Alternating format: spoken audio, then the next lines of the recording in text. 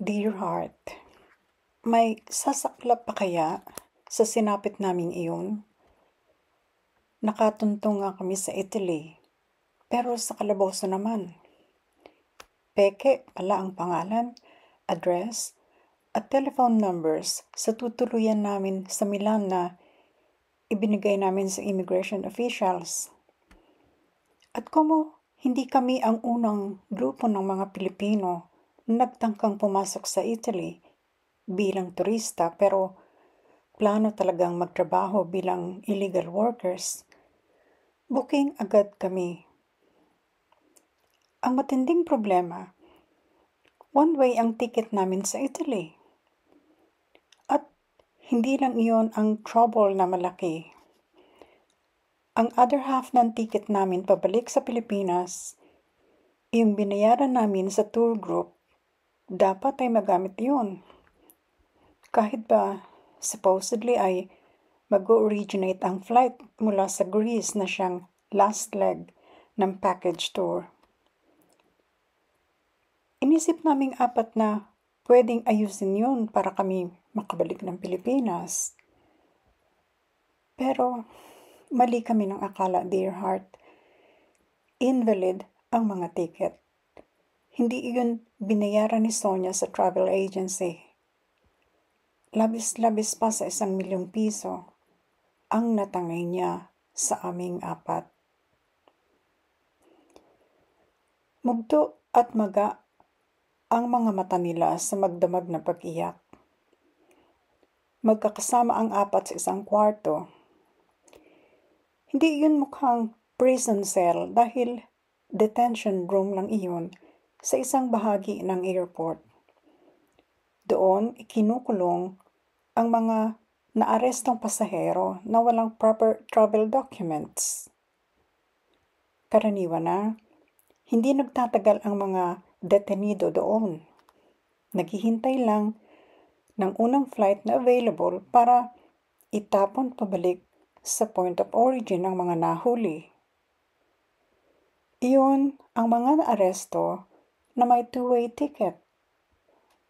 Sa tulad ni Tina na walang ticket pa uwi at wala ring salapi para ipamasahe pabalik sa Pilipinas, ang kalakaran ay ililipat sila sa regular na jail habang inaayos ang repatriation.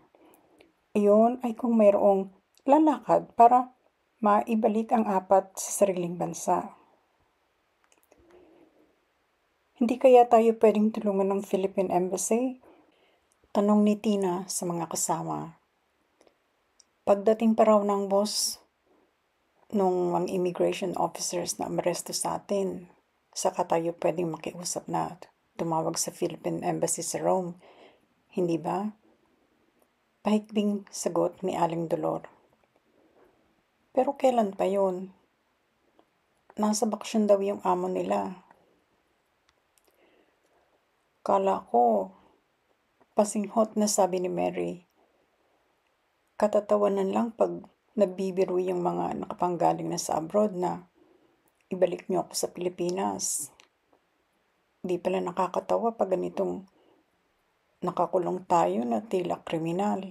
Tayo na nga ang niloko. Tayo pa ang nakakulong. Himutok ni Tina. Basta ako, sabi ni Esperanza, na halos buong gabing walang imiklang, panay lang ang iyak. Ayoko munang umuwi sa atin. Di bali nang makulong ako dito. Magkakapanabay na tiningnan ng tatlo si Esperanza.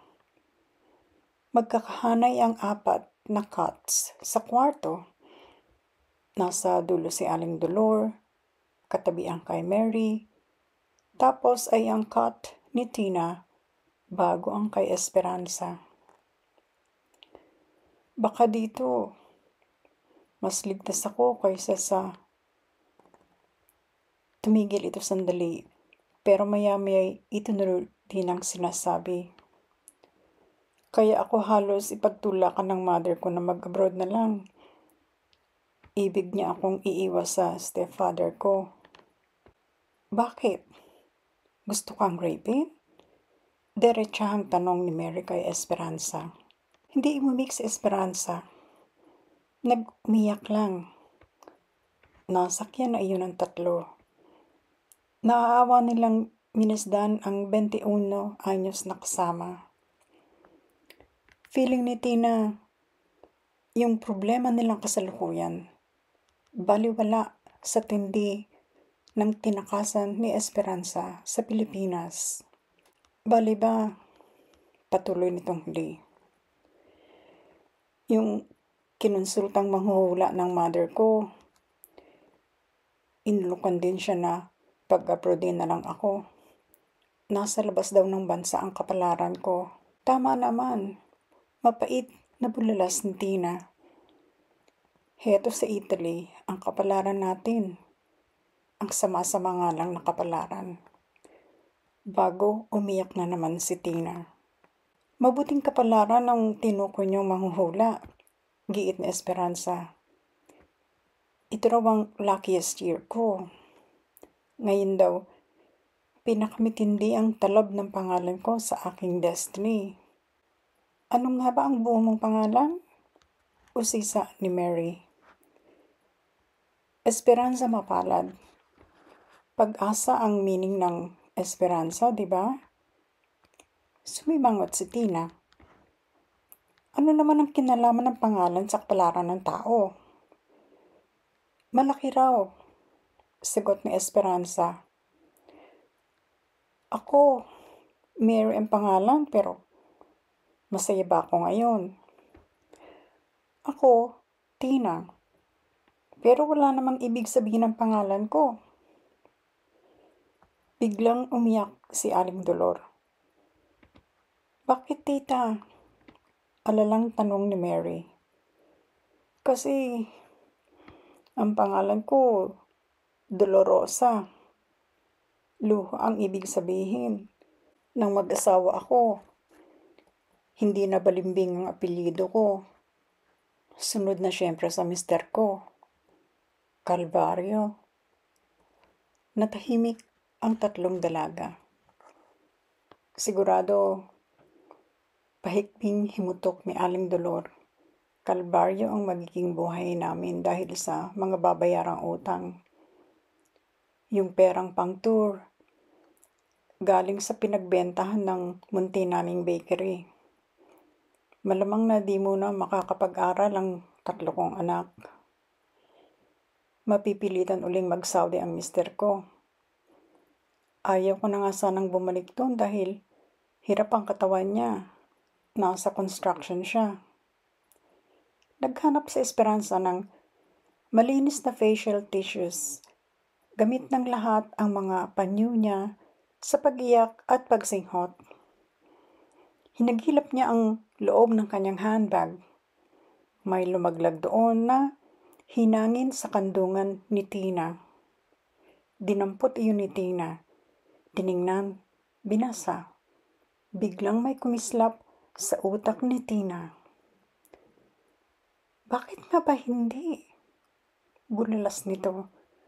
Malakas, habang nakatunghay sa hawak. Tinginan ang tatlo kay Tina. Na-recognize ni Esperanza ang hawak ni Tina. Yan yung bigay na card sa akin ni Gianni na, di ba? Calling card. Iniabot ni Tina ang calling card kay Esperanza. Tawagan mo yung admirer mo at sabihin mong makakalaboso tayo rito sa airport sa Sicily. Magpapatulong tayo? Nagtatakang tanong nito kay Tina. That's the idea, sabi ni Tina. Sabi niya, di ba? Kanya yung hotel. Di ibig sabihin, kung aabonohan niya ang air ticket naming tatlo pa uwi sa Pilipinas, i-hire ka na lang niyang hotel staff doon sa Valletta. Ikaw ang maghulog ng inabono niya at saka ko na lang namin babayaran. Kahit mugto ang mga mata, natawa ng malakas si Mary sa bilis ng andar ng utak ni Tina. Napangiti rin si Aling Dolor. Akala, nagpapatawa lang si Tina. Seryoso ako, sabi ni Tina. Ayaw mo kamong umuwi muna sa inyo, di ba, Esperanza? Oh, di umapply ka kay Johnny. Baka gawin ka pa niyang girlfriend. O kabit. Nakangiwing bigkas na Esperanza. Mukhang lampas na yung 30 anyos. Sigurado may asawa na. Pero kung sa bagay, gwapo at mabait naman. Kahit ako ang katabi niya sa limousine, hindi nagtangkang dikitan ako o hipuan. Huwag kang pumatol sa ganong sitwasyon. Payo ni Aling Dolor kay Esperanza. Ang sagwa yun. Yang ganda mong yan, marami ang magtutotoo sa'yo. Kaysa naman nung umuwi ako sa amin at laging kakaba-kaba na gahasain ng stepfather ko. Simulang sabi ni Esperanza na sinalo ni Tina.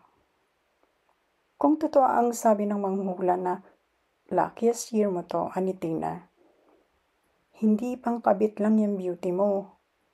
Sige na, Esperanza. Tawagan mo na si Johnny. Ulok ni Tina. Nagkasundo ang apat na ipang suhol ang tig-iisa nilang camera sa in-charge sa pagkagwardya sa kanila para lang sila makagamit ng telepono. Hindi lumipas ang 24 oras ay lumipad sa Sicily si Johnny Lazaretto. Talaga pala itong mayaman. Ibinili niyo ng air tickets sina Tina, Mary at Aling Dolor. Si Esperanza ay ihahire daw nitong personal assistant at hindi sisingilin sa ipinamasahe ng 3 nitong mga kasama. Gayun din, nangako ang Maltese na never been married pala bagaman nagkaroon ng sangkatutak na girlfriends, na paiimbestigahan si Sonia kung may mga kasabwat iyon na nakabase sa Malta. Nagkatotoo ang hula kay Esperanza na luckiest year niya ang taon na iyon. Isang Pinoy na sinuwerte, si Esperanza Mapalad. At 3 Pinay, sina Mary Balimbing, Dolorosa Calvario, at Tina Noriega Trajano o TNT. Nawari inabot ng kamalasan dahil sa isang peking recruiter. Para na yatang may epekto ang pangalan sa ating kapalaran. Malalaman niyo yan sa susunod na chapter. Abangan!